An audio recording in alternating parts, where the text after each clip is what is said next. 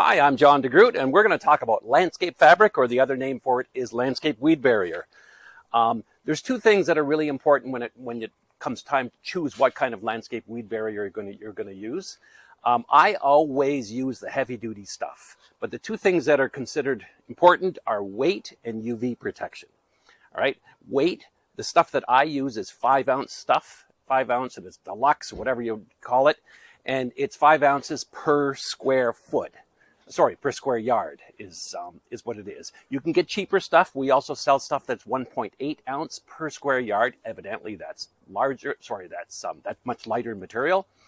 And the stuff that we use over here, it's actually fuzzy on the top and it's smooth on the bottom. The fuzzy stuff stays on top, and the smooth stuff is the bottom of the fabric.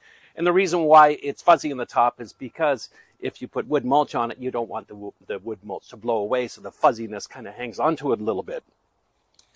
So that's the weight. I talk about UV protection. It'll never say on the package whether it's UV protected or not, but you can imagine if you see a garbage bag or a grocery bag from, AMP or Metro or whatever it might be, those bags, if you leave them alone for 5 years, they deteriorate and the plastic is just about gone.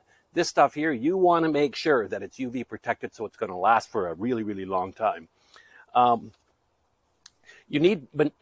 Fabric is designed so that the water can get through, the air can get through, and the nutrients can get through. That's why we don't use cardboard or paper product, and that's also why we don't use plastic. With plastic, it doesn't breathe. So I've talked about the fabric. I'm just going to demonstrate very quickly how to install fabric. I'm indoors right now, and I'm not in a garden, but in a garden, what I do is I lay the fabric right over top of the plants that I've already planted, and then I get a pair of scissors or an X-Acto knife, and I cut a hole in it, and I cut an X. So here we go. I got my cheapo scissors, and I cut an X out like that, and I cut another little piece of the X. I don't make the X any bigger than I need to. And then I just kind of find my plant, and I do this. I find the rest of the plant, and I do that. I find the rest of the plant. Well, there's a bit more here. I better grab that. That last little piece is there. There we go. And we're good. And then, of course, what I do with these parts here is I tuck it back in so that I don't have not creating any holes.